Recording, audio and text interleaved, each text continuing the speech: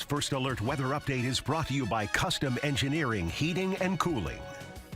Good Thursday evening, Mid-Michigan Chief Meteorologist Chris Easlick with your Thursday evening update on our winter storm expected to arrive tomorrow. Some areas being upgraded to winter storm warnings this afternoon. Others left in a bit of limbo. The reason being the National Weather Service still assessing how much rain is going to be involved. Is that going to lead to maybe perhaps a more higher end advisory rather than a winter storm warning? I will tell you at the end of the day, less snowfall, sure, but other than that, it doesn't really matter. I think these areas will still see snow, and that snow will still cause slippery roads at times, so try not to get too caught up in that.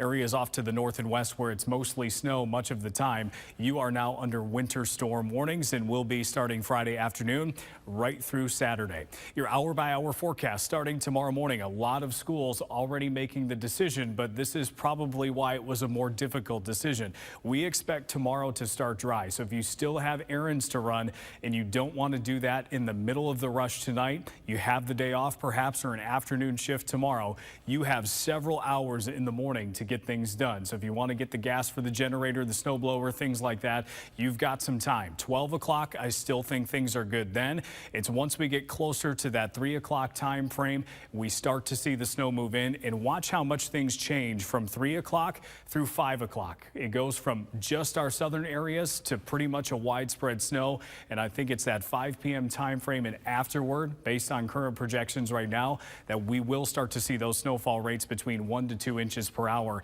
in the hardest hit areas. What we're watching after that is, after several hours of snow, we're going to watch how much rain becomes involved in those southeastern areas. Even Saginaw County with today's data appears to be in the mix for a brief period of rain, or notice these areas that are just completely dry. That's the dry slot of the system that may slow things down for a time, but eventually everything circles back, just like our system on Tuesday, where we had that period of rain and then we get that one final swing through the area early Saturday morning.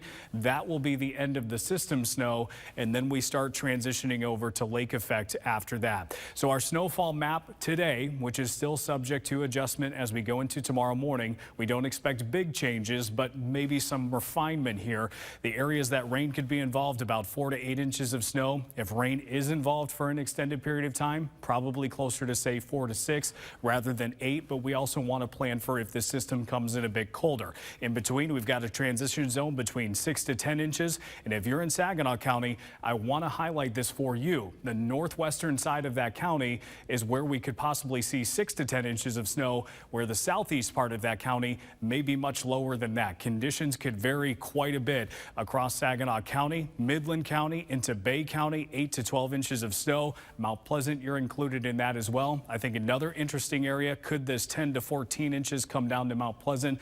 That's where I think we could be watching too. And it was really tough to actually highlight this on the map without making it messy, but right near the shoreline in Aranac and also Iosco counties, we expect 4 to 7 inches near the shore, but those totals will go up quite a bit the farther inland you go. So why are we looking at a winter storm warning rather than a blizzard warning? Well, let's start with the criteria. Sustained winds or frequent gusts of 35 plus miles per hour, and we also have to have frequent visibility below 1/4 of a mile, and those conditions need to last 3 hours or longer.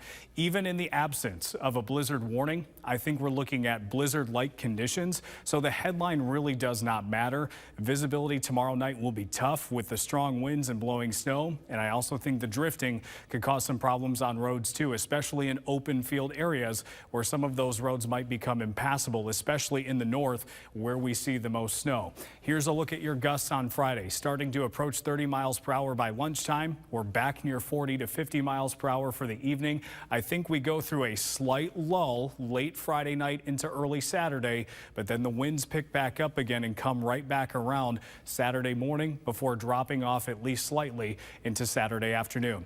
Your 7-day forecast shows temperatures going into next week largely staying in the teens, overnight lows in the single numbers. Stay with WNEM TV5 on air, on the go, and online for more news and weather updates.